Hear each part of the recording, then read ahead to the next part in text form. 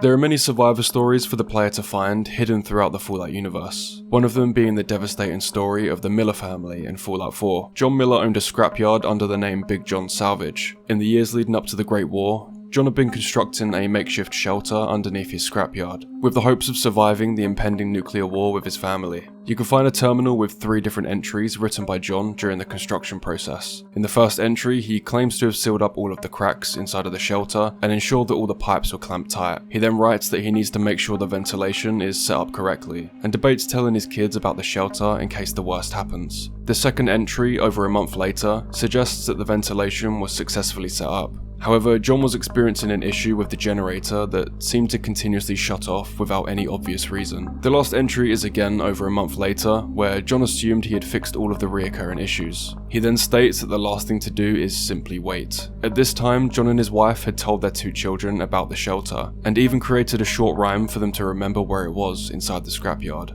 Eventually, in 2077, the bombs came, and the Miller family locked themselves inside their makeshift shelter. At some point, the generator died, which created a vacuum seal inside of the shelter, preventing any air from entering or escaping. John desperately called for help using his ham radio, but no one came. As the oxygen levels continued to drop, John and his family slipped into unconsciousness, where they eventually perished. All that remains inside this bunker are the skeletons of the Miller family.